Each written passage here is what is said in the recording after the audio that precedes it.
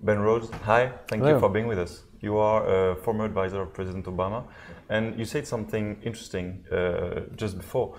You say that considering the anti-establishment speech, Obama was not that different of Mr. Trump in 2008.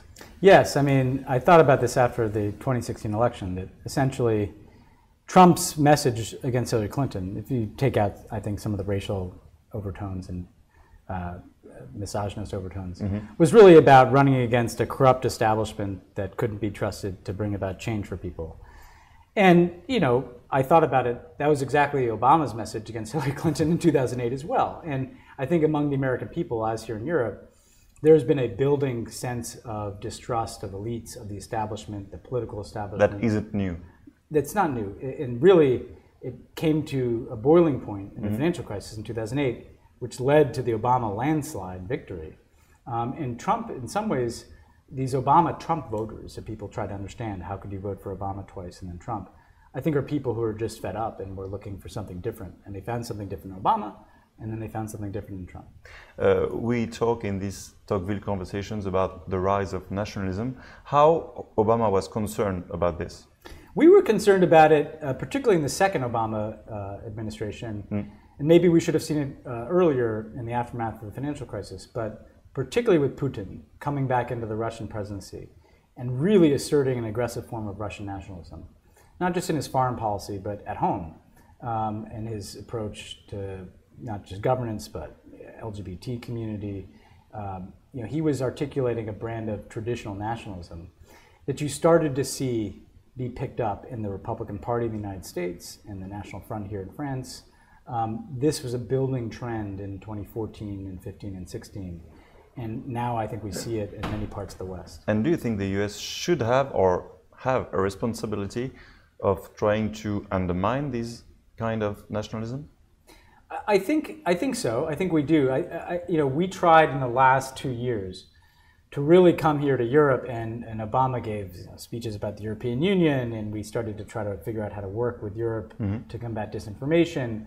But I think you need a kind of renewed compact around liberal democratic values and the need to resist the nationalist forces, the authoritarian forces emanating not just from Russia, but also from China, in terms of the protection of our own democracies. And I think that can become, not under Trump, but potentially under the next Democratic president, if it's in 2021, kind of an organizing principle for the transatlantic relationship.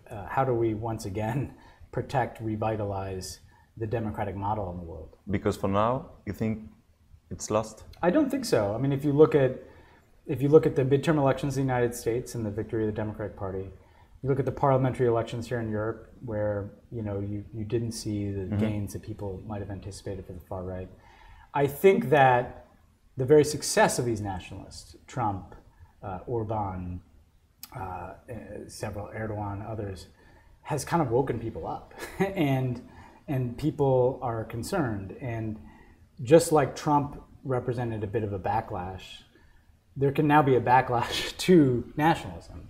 And we will see in the next American election and the upcoming elections in Europe, I think, an opportunity that has to be seized by politicians to try to have the pendulum swing back. And last question, with the 2003 war in Iraq, with the international crisis in 2008, and with the election of Trump, how do you see credibility of the United States today? I think it's significantly diminished, and I don't know that we will ever quite recover all of it. And I think it's two different questions.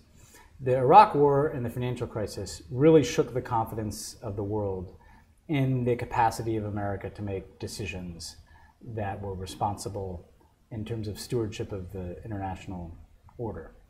And Obama, frankly, dealt with a lot of that aftermath. The election of Trump is different, because what concerns people around the world when I travel is not just that Trump is president, it's that we elected somebody like Trump. And so just replacing him, I don't think is going to erase that question. People might think, well, they could do this again. America is supposed to be, yes, they may make mistakes in their foreign policy, but they're supposed to be stable in their democracy at home.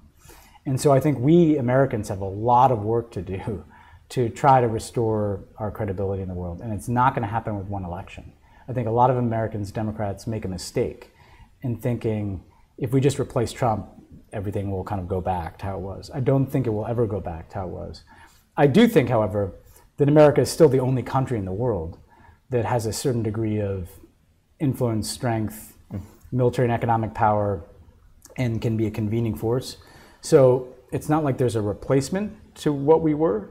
So the position is currently vacant, and it's still available for America to, I think, once again be a leader within the free world at least.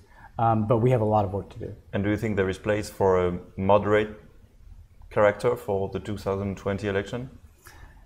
I think it's more likely that Democrats move to the left. However, our politics won't allow someone to move that far to the left, principally because some of the proposals, the Green New Deal and a single-payer healthcare system, both of which I support, by the way, I don't see those getting through Congress, for instance, right? So I think Democrats will set goals that are very progressive, that are farther to the left even than Obama.